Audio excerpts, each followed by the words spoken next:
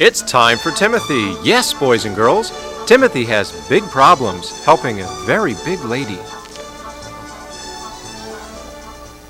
49, 50, 51, 52, 53 cans. I found 54, so I win. No way. That can isn't aluminum. Says who? Says me. My. What are you two arguing about? Tim says he's gotten more cans than I have, but he's cheating. Is this for your school's Save the Statue of Liberty drive? That's right. I think you're forgetting what's important. Not who has the most, but getting the job done. Isn't that true? I guess. You're doing fine. But not good enough. Only 2 weeks left before the drive is over. And our class isn't near reaching the goal we picked. Why is that? Beats me. We've done everything. Collected paper and rags and cans. Did odd jobs. Had a cookie sale. Given allowances. And had a seed and plant sale. I think we set too high a goal. But it's going to be awful if we can't keep our promise. We've tried. There's nothing new left to do. Why can't the government just give the money to repair the statue? They could use tax money, couldn't they? In the beginning, the governments of the United States and France didn't give the money to build it. The people themselves did, through willing contributions. For her 100th birthday, repairs should be done in the same spirit. Sounds like you haven't studied Liberty's history, have you? A little. We have to write a 4-page report by the end of the drive. Goodness, that's in 2 weeks, isn't it? Tim, have you started any research? Golly, no, we've been too busy making money. Oh, sounds like you're neglecting something important. Learning about the statue's history. Heck, who wants to bother with history? It's all over with. We're worried about right now, not the past. Well, young man, very often answers to the problems of the present are found in studying the problems of the past. Oh, it's boring. Boring? Well, did you know that your great-uncle Michael Churchmouse was a good friend of the statue's sculptor? Our great-uncle? No kidding? Tell us about him, Grandma Elsie, please. All right, I'd be happy to. It all happened over 100 years ago in France, Paris, France.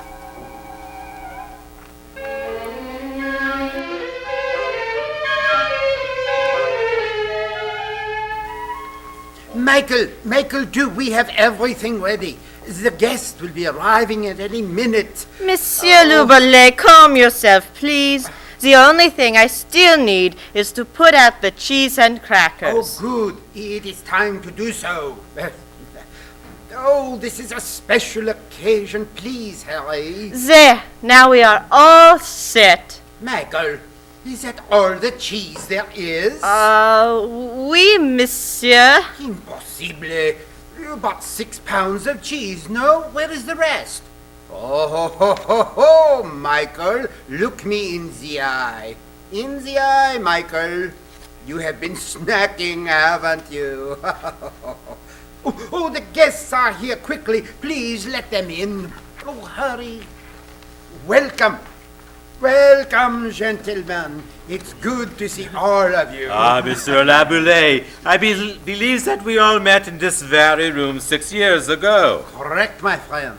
Remember, we talked of the French people building a monument to honor the American victory in the War of Independence and the help that France gave her at that time. We all agreed that it was a grand idea, monsieur. Yes. And one that needs to be put into action quickly. America will be celebrating its 100th birthday in just 5 years.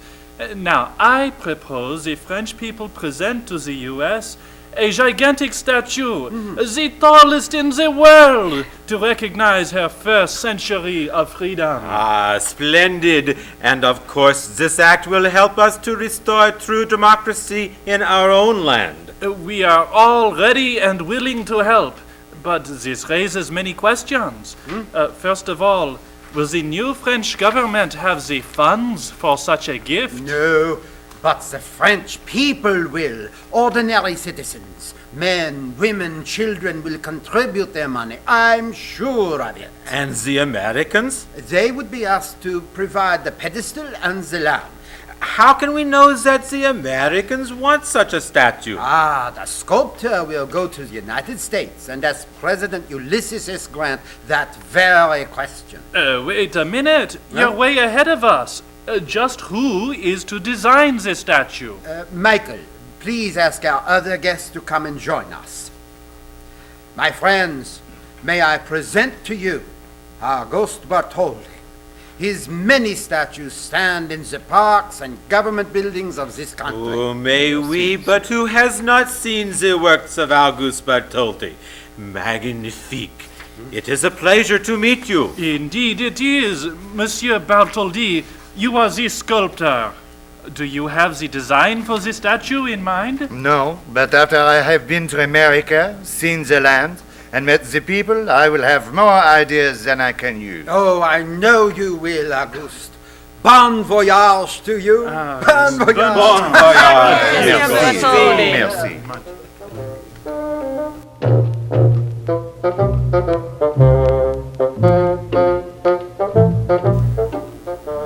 Well, well, Michael, coming up on deck for a breath of fresh air? Oui, I'm feeling better now. And looking better, too. You've been quite seasick.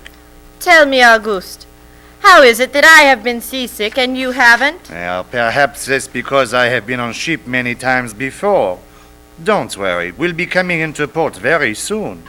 While you've been in sick bay, I've been talking to the emigrants on the voyage with us. Do they say why they leave their beloved homelands to go to America? For many different reasons. Some for religious freedom, others because their politics got them in trouble, but I think most of them because of the opportunity that America promises. In the New World, you can set a goal to be anything you want, and you have the freedom to achieve it. That's a wonderful thought. Look, Auguste, the shore is coming into sight. It is so exciting. Oh, a great moment for us, Michael. America at last. Look, it is beautiful. The map shows to the left is Staten Island, to the right, Brooklyn. Now we are entering New York Harbor. That must be the houses and buildings of New York City straight ahead. Michael, look. Look over there. That tiny island. You mean the one with the old fort on it? The map says that is Bedloe's Island. It's perfect. Perfect. What do you mean, Bedloe's Island is perfect? I mean, suddenly I'm inspired. I know what this statue will look like, and I know where it will stand. Right on that tiny island, welcoming all people coming to America. Wonderful. Michael, please, quickly, where is my watercolor box? I must paint a sketch. The statue will be a woman clothed in flowing robes, holding a torch high over her head. She will face toward Europe and seem to say, "Welcome. This is the gateway to the New World." Please explain to me. Why is one foot of the lady stepping from a broken chain in your sketch? It symbolizes mankind breaking this chain of slavery and tyranny. And this tablet in her left hand will have written on it July 4th, 1776, the date when liberty was born in America. And it will be named? The Statue of Liberty, enlightening the world.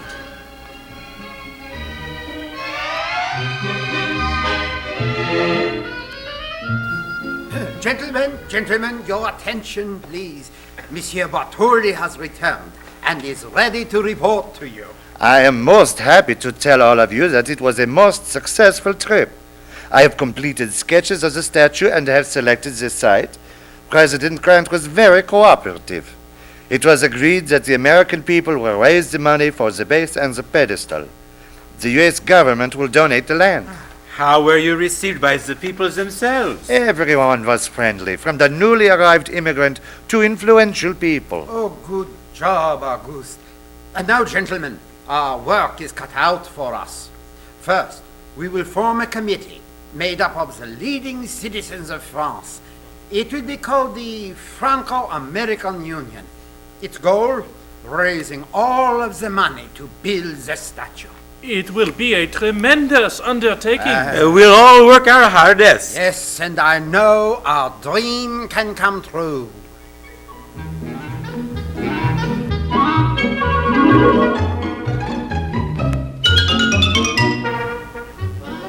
Michael, I am so delighted that Monsieur Laboulaye has let you work with me until the statue is completed. You are such a help, and now such a good friend. The feeling is mutual, Auguste. Now, tell me, what do you think of this big barn of a building? Of course, I shall not attempt to put a statue 15 stories high in here. It will have to be assembled outside in the courtyard. Then you intend to build it in parts? Oui, and there is no part that won't fit in here. I have a surprise.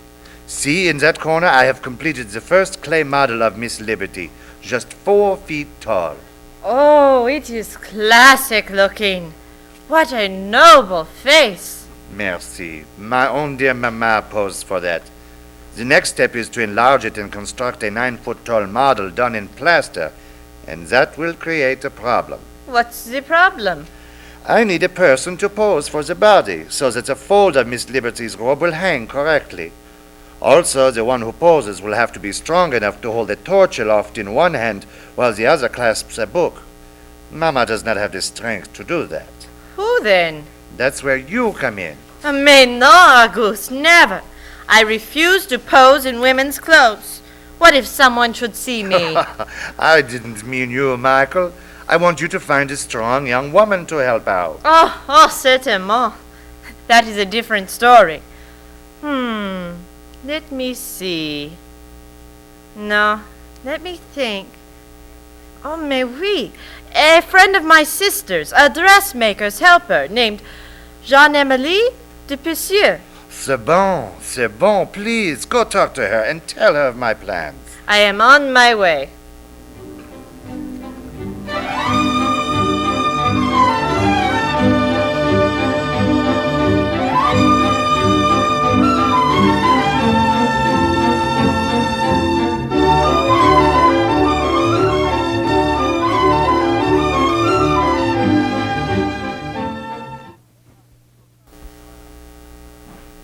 Ah, Michael, I'm floating on air today. Everything is marvelous, is it not? I have finished a larger model of Miss Liberty, 36 feet tall. It is spring, and I am in love with the most wonderful girl in the world. I have had a small part in your romance. After all, it was I who suggested Jean-Emilie pose for you. Merci beaucoup, 1,000 times over. You're a fine fellow. Now, we must get back to work. Auguste, it is only 6 months till America's birthday. Do you expect to have the entire statue ready? No, there is absolutely no chance. It was our plan, but it is impossible. My new goal is to have a full-size part at the Philadelphia Centennial Fair. At least it will give the Americans an idea of what the statue will be like and encourage them to contribute money to build the base and the pedestal. Ah, the head carpenter is ready. Here we go.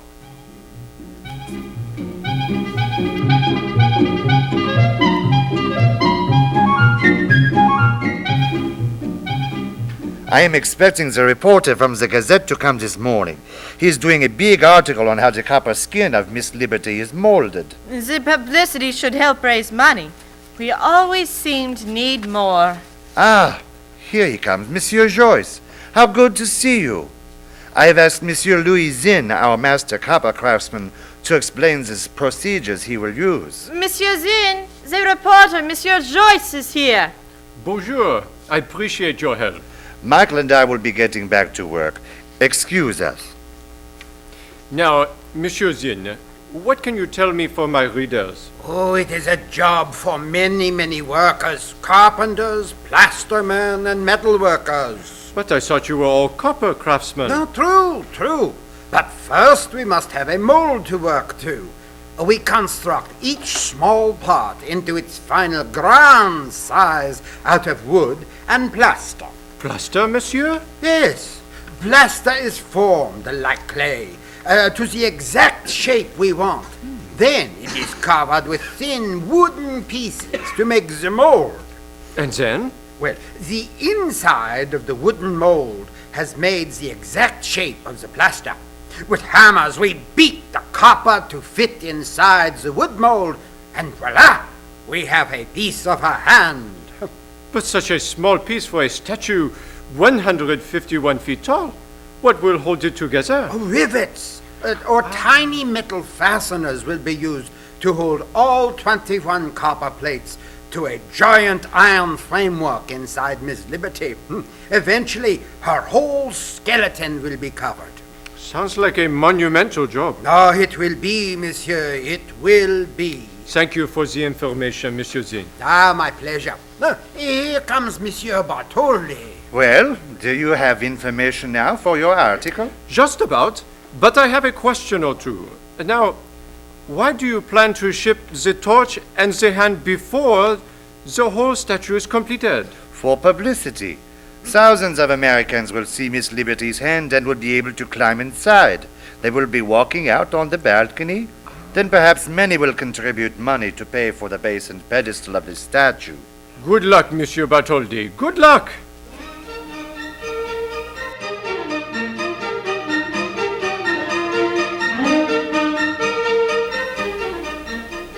Monsieur Eiffel will be here any minute. Gustav Eiffel?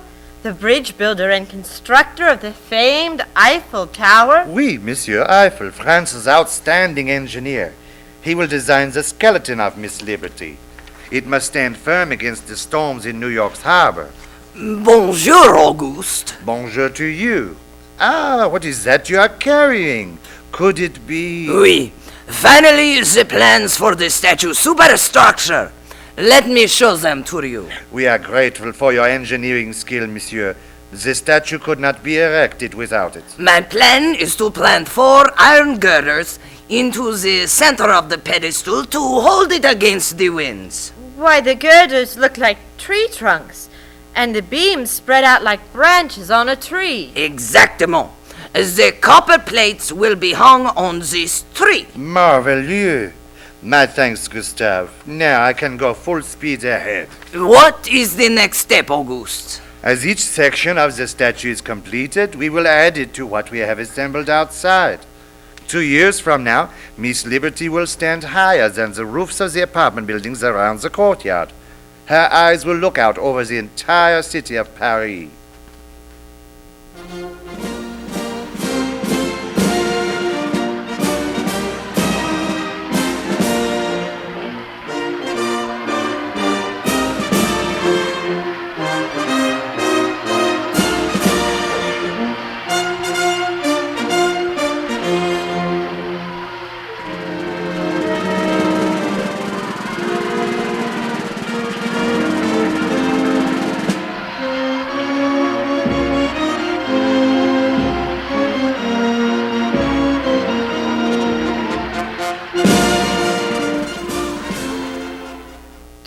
Passes quickly, n'est-ce pas?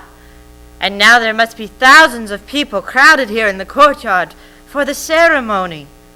Look, Auguste, there are even people up on the roofs and balconies. Oui, it is wonderful, Miss Liberty, looking out over Paris. Soon we will remove the girders, but today we must be quiet. Monsieur de Lesseps is about to begin speaking. My friends, today, July 4, 1884, is a memorable occasion. As President of the Franco-American Union, I have the honor of making this presentation, even though it was the dream of our dear departed past President, Edward Laboulaye.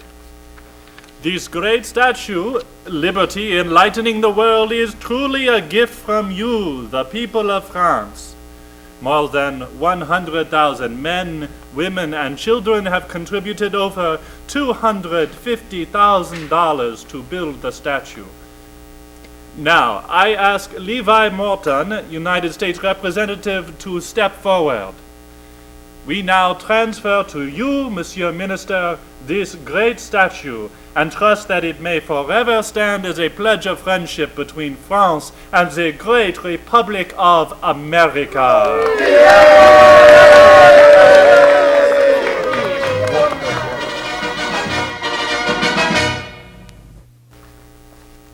Monsieur Pulitzer, as one newspaperman to another, what is to be done? Yes, the great statue from your country, Mr. Joyce, is on its way, and we are not ready. I hear work on the pedestal has stopped. There are no more funds. We are $100,000 short. The people have given much, but there must be a way to raise the rest. I personally know what liberty means. Oh, what do you mean, Monsieur Pulitzer? I am from Hungary. As a child, I had nothing, and now I own 3 newspapers. Only in America does each person have the freedom and opportunity to make of themselves what they can and will. I may have an idea. Yes? I will let the public know that as owner of the New York World newspaper, I will print the name of every person who will send money, no matter how little. Magnifique! It will work! C'est bon!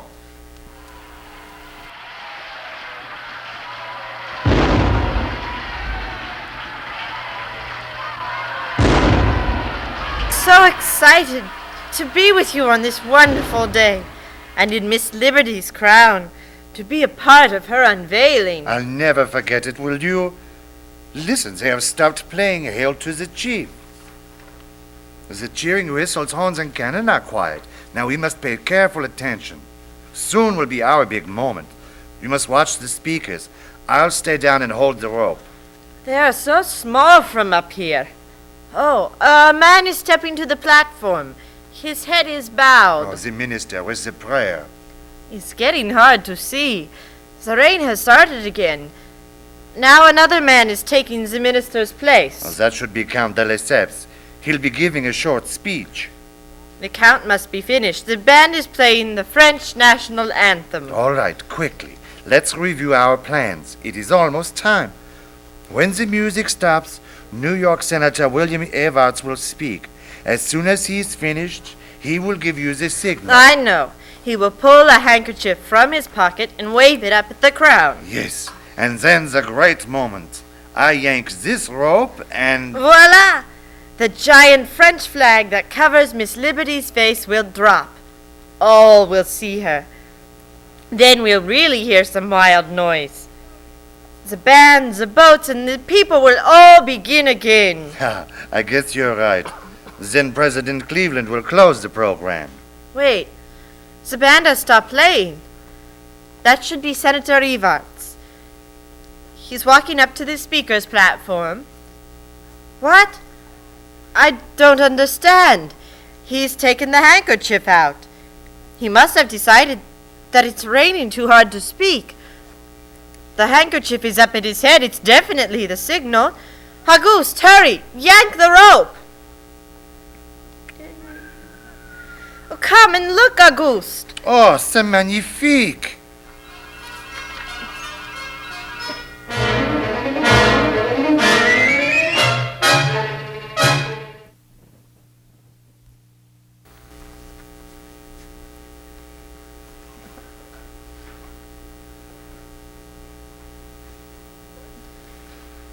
Rest yourself, mon ami. You're so short of breath. Ran up 168 steps to get here first. For an on this spot interview. Take a breath. Oh, tell me, why did you drop the flag from Miss Liberty's face before Senator Evarts started speaking? He never got to say a word. But he gave the signal. He took his handkerchief out and raised it to his head. Oh, c'est certainement. You are correct. But that wasn't the signal. He was using his handkerchief to wipe the rain from his glasses. No, that's not possible. It was, and it is. Oh, a terrible mistake. What have I done? Oh, do not worry one bit. You did everybody a big favor. Senator Everett is known for delivering long-winded speeches. Everybody would have been soaked to the skin by the time he'd finished. Well, Michael, all's well that ends well. Instead of a catastrophe, your little mistake turned into your good deed for the day.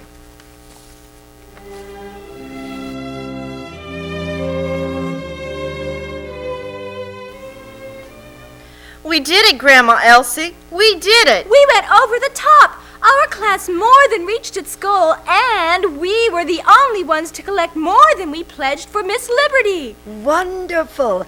I'm so happy for you both. It was all because of you, Grandma Elsie. My goodness, what did I do? We found the answer to our problem in the past, just like you said. Oh? Well, you told us that there were money problems 100 years ago when Miss Liberty was built and brought to Liberty Island. Remember how Joseph Pulitzer raised money for the pedestal? He published the name of each person who donated money for the statue in the New York World. He collected even more than they needed. Is that right? The idea hit Kathleen and me at the same time. We did the same thing with our class newspaper. We did, and they did, and that was that. I guess that proves my point, doesn't it? The solutions of the past can help solve problems of the present. Happy birthday, Miss Liberty.